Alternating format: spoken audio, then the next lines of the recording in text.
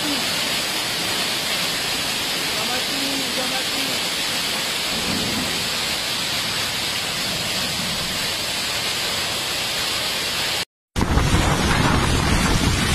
Wow, what the heck?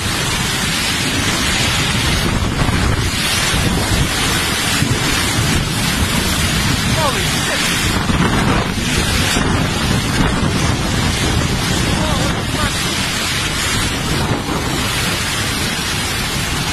Okay, we got the street down.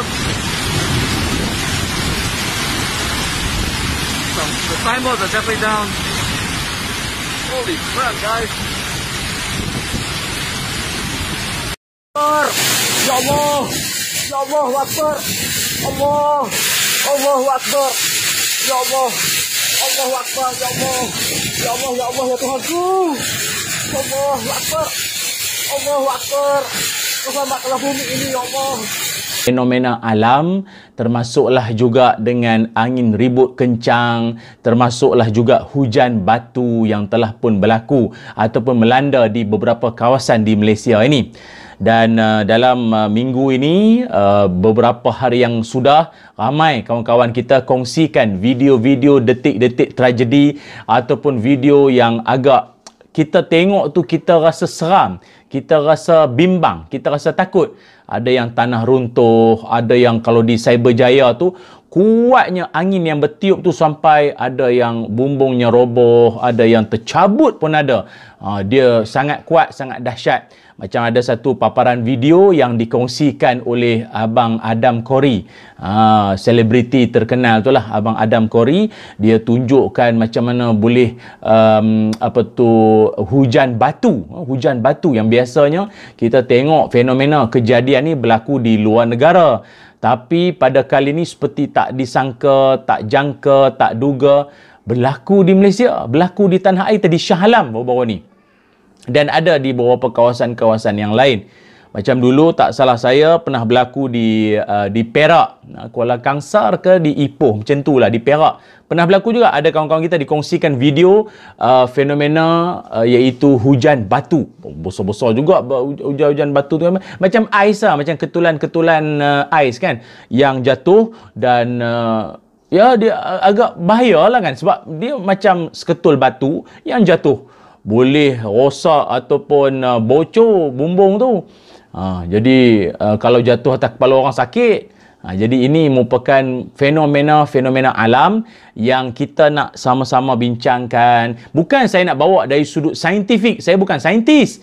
Tapi benda ini ia sikit sebanyak mengajar kita, mengajar kita, malah menyedarkan kita supaya kita lebih sedar, kita lebih insaf bahawa setiap kejadian yang berlaku ini, ma khalaqta hadza batila subhanaka faqina azaban nar. Bagi golongan ulul albab, bagi golongan orang yang berfikir ni, semua ini Allah Ta'ala tidak jadikan ia secara sia-sia.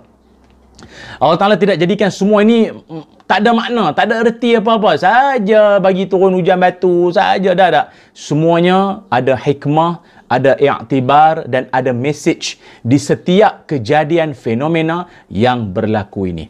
Muslimin, muslimat, rakan-rakan penonton, follower, viewer yang saya hormati sekalian semuanya. Dalam Quran sendiri Allah Subhanahu wa Ta'ala mengingatkan kita hamba-hambanya supaya jangan sesekali kita bersangka buruk terhadap Allah Azza wa Jal. Maklumlah tuan-tuan, manusia ni kadang bila berlaku je kejadian, fenomena yang pelik-pelik ni, yang sampai kadang bencana-bencana yang pelik-pelik ni, kadang terus dia mula akan bersalah sangka terhadap Allah Subhanahu wa Ta'ala. Menganggap Allah itu dan ini, merasakan bahawa Allah tidak itu, tidak. Macam-macam lah sangkaan dia. Minta istighfar, perbaharuilah iman kalian dengan menyebut La ilaha illallah. Jangan sesekali kita menyalahkan Allah apabila berlaku saja kejadian, fenomena-fenomena pelik-pelik ini semua. Jangan. Sebab benda ni kita semua sedia maklum. Ma asaba min musibatin illa biiznillah. Tidak akan berlaku satu musibah kecuali ianya dengan izin Allah. Maknanya Allah Ta'ala izin benda ni semua jadi, baru dia jadi. Allah Ta'ala yang izinkan. Walaupun ada orang mulut-mulut ada yang cakap apa? Ada yang kata, tak patutlah jadi dekat kawasan tu. Kawasan tu semua orang surau belaka. Orang situ orang masjid belaka. Orang situ orang baik-baik semuanya. Macam mana benda tanah runtuh, hujan batu, angin taufan kencang ni pula boleh berlaku di kawasan tu? Tak boleh cakap macam tu. Tak boleh. Dia tak boleh. Selagi mana, as long as, madama kita ni semua adalah hamba Allah, kau orang beriman ke, orang masjid, orang surau ke, kau ni kaki dangdut ke, merapu, mengarut punya orang pun hidup apa? Lok-lak. Hidup lok-lak sekalipun. Kalau Allah Ta'ala izinkan benda tu berlaku dan kena, maka tak ada siapa pun yang boleh berlepas diri. Tu kena ingat tu ya. Jadi ingat dalam Quran Allah Subhanahu wa Ta'ala berfirman, A'udzubillahi minasyaitonirrajim.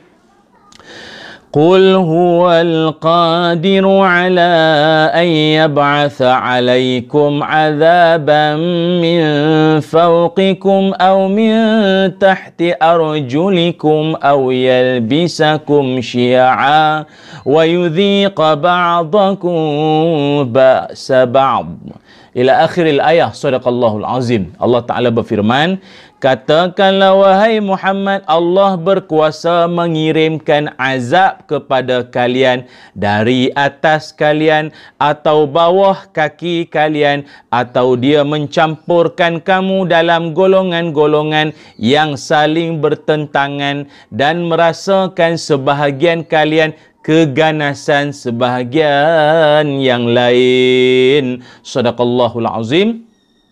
Surah Al-An'am ayat 65. Surah Al-An'am ayat 65. Dalam ayat ini, kata para alim ulama, antaranya riwayatkan oleh Abu Syekh Al-Asbahani dari Mujahid, iaitu tentang tafsir surah Al-An'am ayat 65 ini, iaitu apa yang berlaku, contohnya datang satu bentuk musibah ataupun bencana lah daripada atas. Kalau tadi ayat kita baca kan, ianya datang daripada atas. Atas ni maknanya apa? Kata ulama tafsir, ia lebih kepada halilintar, hujan batu, taufan. Kita ulang sekali lagi, halilintar, hujan batu dan juga taufan. Kemudian selain daripada itu, ada pula bencana yang bersifat datangnya daripada bawah kaki kita. Yang datang daripada bawah kaki kita ni pula artinya apa? Termasuklah gempa bumi, tanah menggelongsor, tanah runtuh, struktur tanah tidak stabil hingga mengakibatkan macam-macam berlakulah. Kan? Jadi ini semua perkara yang telah Allah Subhanahu wa Ta'ala perjelaskan dalam Quran. Allah Ta'ala sebut dah benda ni semua dalam Quran, bahawa ianya adalah perkara yang sebenarnya pernah menimpa umat dulu-dulu dan ianya tidak akan mustahil akan berlaku berulang kembali di zaman sekarang. Kalau kita tengok sebagai contoh, umat dulu-dulu sebagai pedoman kita bersamalah, antaranya apa? Kaum Nabi Syuaib alaihi salam. Kaum Nabi Syuaib, maka apa yang berlaku disebabkan tangan-tangan manusia, kezaliman, kejahatan, keingkaran, maka benda itu akan ditimpakan kembali kepada mereka semula. Wallahu a'lam lah. Kadang agak mungkin kita ni banyak dah kot merubah apa yang Allah dah ajar. Allah dah ajar, Nabi dah tunjuk jalan, kita dah ikut dah. Tapi mari pula mana-mana orang pandai mengubah-ngubah apa yang Allah Ta'ala telah pun ajarkan pada hambanya menerusi petunjuk daripada Nabi SAW, ikutan kita. Ada pula orang duk ubah-ubah, maka tidak hairanlah. Maka apa yang berlaku? Seolah-olah Allah nak ubah kedudukan. Allah nak ubah apa yang kebiasaan kita tengok dulu kawasan ni macam ni, sekarang dah berubah menjadi benda lain. Agaknya lah. Benda ni kita kena muhasabah. Mungkin benda ini kerana kita telah mengubah apa yang Allah Ta'ala dah tunjukkan, ajarkan kepada kita. Dah pandai-pandai ubah pula. Ubah habis. Ubah rupa, bentuk muka bumi, dah berubah habis. Allahu Akbar. Kalau masih ingat lagi kisah yang berlaku kepada kaum Nabi Syuaib alaihissalam, kerana mereka ini ada di kalangan mereka jenis suka merompak, rampas hak orang, syirik pada Allah, menipu dalam timbangan. Maka maka datanglah azab ataupun datangnya bencana yang sangat dahsyat dalam sejarah berlaku kepada mereka ini. Antaranya berlakunya apa? adanya awan gelap, petir, panas yang tak ada angin. Kemudian bumi pula bergoncang-goncang, sehingga kan mereka ini Allah rakamkan dalam Quran surah Al-A'raf ayat 91, dia orang duduk di rumah masing-masing, meninggal mati dalam rumah kediaman masing-masing. Tu. Tak cukup dengan itu, ada pula letusan suara ataupun jeritan yang kuat. Fa akhadhathumus sayhatu musbihin, maka dibinasakan oleh letusan suara yang menggemparkan pada bumi waktu pagi. Itu dia. Ini semua antara bentuk-bentuk bencana yang pernah menimpa umat dulu-dulu. Dan ianya tidakkan mustahil akan berulang kembali sekiranya perangai umat pada hari ini umpama perangai umat dulu-dulu. Tak ambil iktibar. Silih berganti pendakwah lah, ulama datang mengingat kita, lalu dipandang enteng, dipandang ni semua tak ada apalah, buat je, nak langgar-langgar je. Ini dia. Itulah dia. Jadi untuk kita manusia sebagai bahan kita muhasabah bersama. Dan pernah saya sebut dalam perkongsian sebelum-sebelum ini bahawa kebanyakan daripada bencana yang menimpa, yang melanda, yang berlaku, kebiasaannya pada 3 waktu, 3 keadaan. Pertama sekali, iaitu berlaku pada waktu malam, kita semua tengah nyenyak tidur. Kita semua tengah nyenyak tidur, manusia tengah tidur di tengah malam. Surah Al-A'raf ayat 97. Al-A'raf ayat 97. Yang keduanya berlaku pada awal pagi. Awal pagi, mungkin orang tu tengah sibuk nak pergi kerja, hantar anak pergi sekolah, banyak persiapan yang sedang dia buat di awal pagi. Mengemas rumah, siram pokok lah, apa saja aktiviti-aktiviti awal pagi, masing-masing semua tengah sibuk. Dan ketika kesibukan itu di awal pagi itu, maka datanglah benda yang tak disangka, tak jangka, tak duga, dia mari di awal pagi. Pernah berlaku di zaman dahulu. Selain daripada itu, ianya juga bencana dia boleh datang ketika manusia tengah bermain-main, tengah leka. Surah Al-A'raf ayat 98. Maka ini adalah satu benda yang paling kita takut. Orang tengah duk mandi di pantai, mandi di sungai-sungai, syok, riang gembira, tiba-tiba ia datang. Bila dia datang, bertempiaran, semua orang lari berserakan, bagaikan tak ada persiapan, tak ada persediaan untuk menghadapi keadaan itu. Kalau di sungai, paling orang takut itulah kepala air. Kalau di pantai-pantai, orang takut tsunami ya. Datang ombak, gulungan ombak yang pertama kecil. Dia mari pula yang second, kemudian dia makin tinggi. Dia menghempas, membadai pantai terus. Akhirnya yang ada di situ bagaikan tak cukup tanah lari, tak sempat. Ini antara beberapa bentuk bencana-bencana yang kita semua minta berlindung daripada Allah Subhanahu Wa Taala daripada ianya menimpa berlaku kepada siapa-siapalah di kalangan kita. Oleh itu kawan-kawan yang dirahmati Allah sekalian, ada juga orang bertanya, adakah semua ini menunjukkan bahawa ini adalah tentera-tentera Allah? Hujan batu ke, banjir ke, tsunami, limpahan air laut ke, tanah runtuh, adakah ini semua adalah tentera-tentera Allah? Maka kita katakan bahawa tidak mustahil. Tidak mustahil bahawa apa yang datang, yang melanda ini semua, ianya juga adalah daripada tentera-tentera Allah Subhanahu Wa Taala. Dalam Quran Allah Taala berfirman, a'udzubillahi minasyaitonirrajim, wa ma ya'lamu junuda rabbika illahu, dan tiada yang mengetahui tentera Tuhanmu melainkan Allah. Itu dalam Quran Allah Taala sebut dalam surah Al-Muddathir ayat 31. Surah Al-Muddathir ayat 31. Tak ada siapa yang tahu. Mungkin tentera Allah itu datang berupa air. Yang mana air ini dia boleh menenggelamkan apa sahaja kawasan yang dia lalu, yang dia lintasi kawasan tersebut. Maka air juga pernah menjadi tentera Allah, menenggelamkan umat Nabi Nuh alaihi salam yang ingkar, yang lawan, yang tak nak ikut ajaran Nabi Nuh alaihi salam, termasuklah anak anda Nabi Nuh alaihi salam yang bernama Kan'an. Selain daripada itu, tentera Allah juga pernah datang dalam bentuk angin, yang mana Allah menghempaskan kaum Ad yang sombong dengan kemajuan teknologi pembinaan mereka ketika itu. Angin dia menghancurkan semuanya. Hancurkan semua. Surah Al-Haqqah ayat 6 sampai ayat 8. Al-Haqqah ayat 6 sampai ayat 8. Itu namanya angin. Macam baru-baru ni kita tengok di kawasan Cyberjaya dan di Shah Alam pun ada juga beberapa kawasan. Angin bertiup sangat kuat sampai ada orang yang rakam tu dia sendiri pun rasa takut. Maka ingat, kita kalau berlaku saja kejadian-kejadian yang menggerunkan, menakutkan, nak pula berlaku depan mata di kawasan kita, jangan lupa untuk cepat-cepat laungkan azan. Jangan lupa cepat-cepat untuk laungkan azan. Allahu Akbar, Allahu Akbar. Azan. Bila berlaku saja, terus laungkan azan.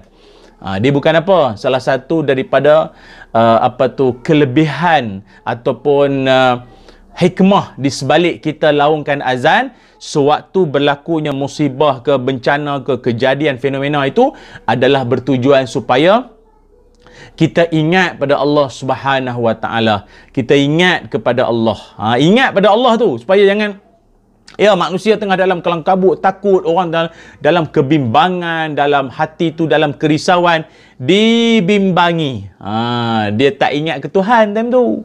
Dia duk ingat takut lebih pada Allah Taala. Dia tak tahu yang jadi ni semua pun Allah yang izin. Tu. Sebab itu angin ianya juga boleh jadi tentera-tentera Allah.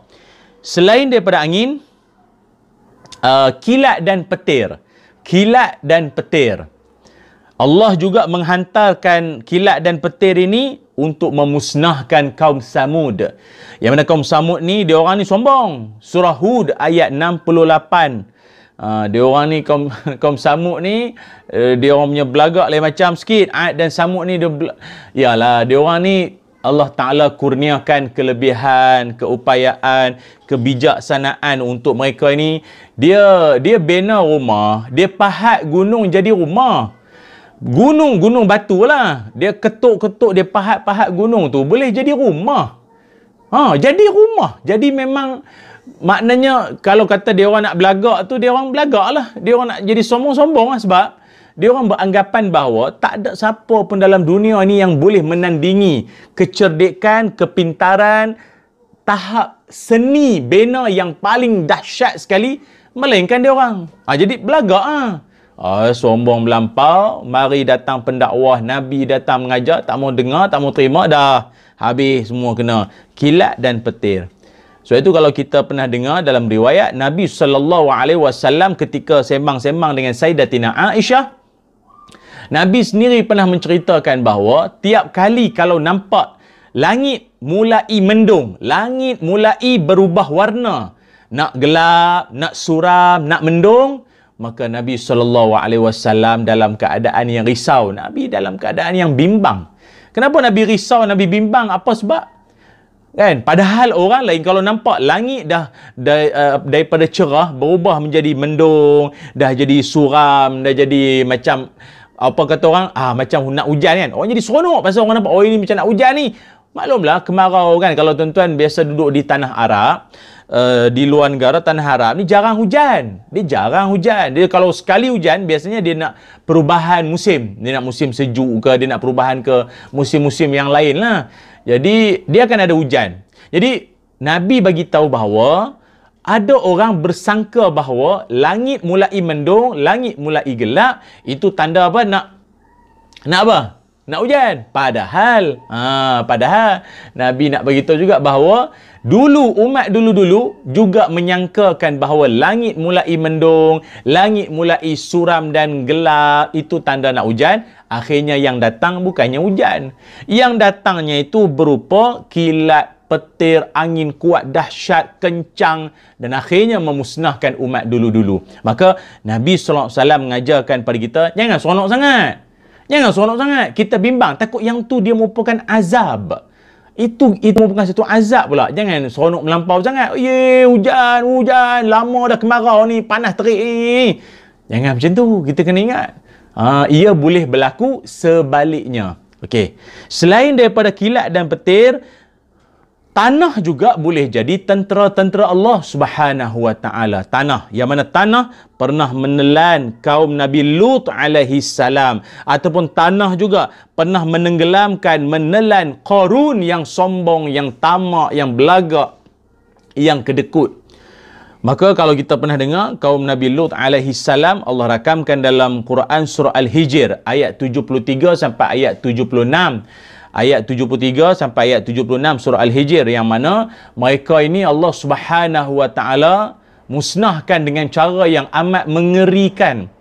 Tanah tu diangkat, dipusing, diterbalik-balikkan, kemudian dihempas kembali. Yang bahagian atas bertukar menjadi bahagian bawah. Yang bawah jadi bahagian atas. Dia ialah kata para alim ulama, seolah-olah Allah Ta'ala nak tunjukkan dia orang ni perangai terbalik. Kaum Nabi Lut lah, kaum Nabi Lut ni, dia perangai terbalik. Ada isteri. Masing-masing yang laki-laki ada isteri. Kau sepatutnya berbahagia, seronok, dan apa kata orang, bergembira dengan isteri lah. Yang kau pergi cari jantan pasal apa? Engkau laki-laki, yang kau pergi cari laki-laki juga nak bersedap-sedap, buat apa? Kenapa jadi macam tu? Itulah akibatnya. Terbalik perangai. Terbalik. Bila dia perangai dia terbalik, itu yang tanah, bumi, tanah tempat dia berada tu diterbalikkan oleh Allah Subhanahu Wa Taala. Perangai dia orang ni. Perangai dia orang macam tu. Tu yang kita takut tu. La ilaha illallah. Tolonglah masing-masing, jom pakai ingat mengingat sama kita. Ingat mengingat lah. Beritahulah kawan-kawan, mana-mana ada tanda-tanda simptom-simptom nak jadi macam tu. Nasihat-nasihatkanlah, pesan-pesan lah. Bimbang kita, bimbang. Pasal kita menumpang bumi yang sama dengan mereka juga. Tu kena ingat. Kemudian selain daripada itu, tanah juga merupakan boleh jadi ianya adalah tentera-tentera Allah Azza wa Jalla. Siapa lagi ataupun apa lagi? Haba panas, yang mana ianya pernah menghancurkan kaum Madian sebab suka sangat menipu dalam perniagaan. Allah rakamkan dalam surah Al-Hajj ayat 44. Surah Al-Hajj ayat 44. Bahang panas yang berlaku itu sampai mengakibatkan mereka ini semua bertempiaran, meninggal, mati semua ada. Menghancurkan terus mereka ini semua. Sekejap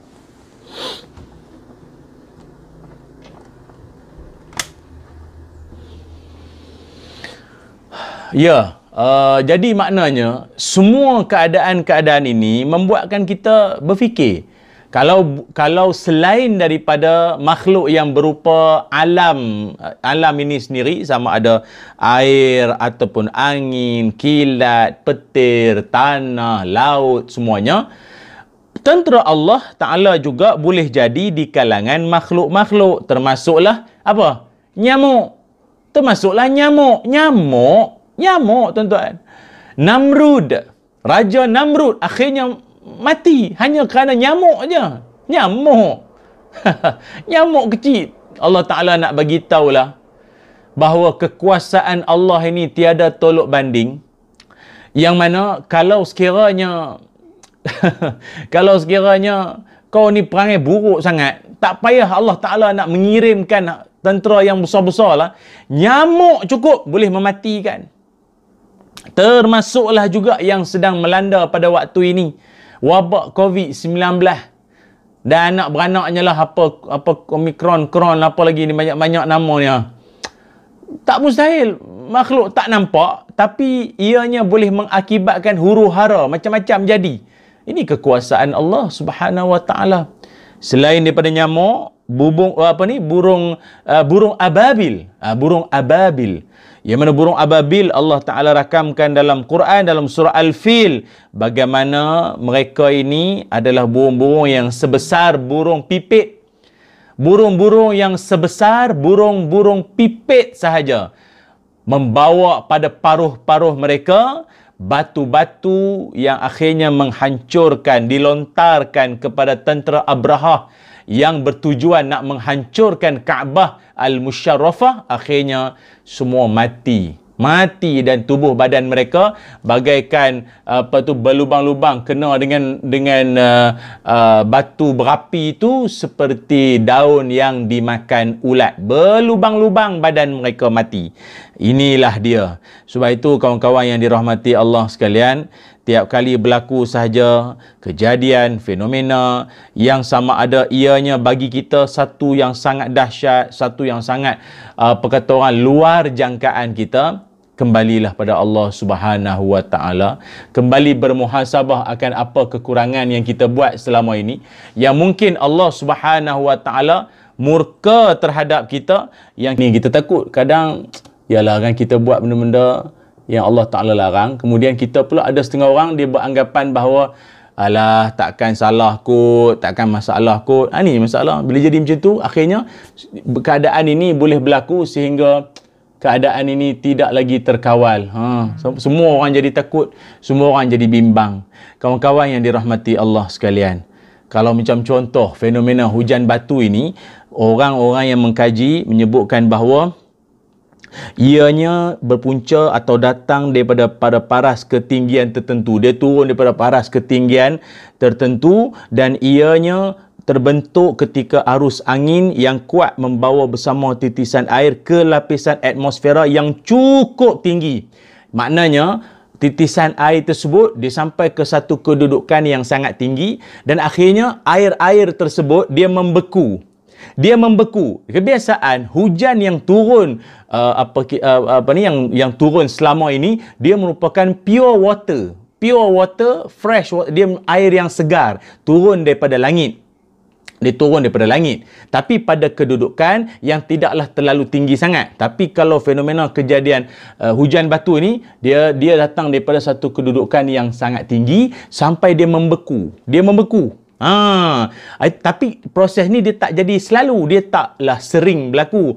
Kalau tidak memang takut orang lepas ni. Tapi dia jarang-jarang berlaku. Tapi bila dia sekali berlaku, dia mengakibatkan banyak juga kerosakan di sana sini.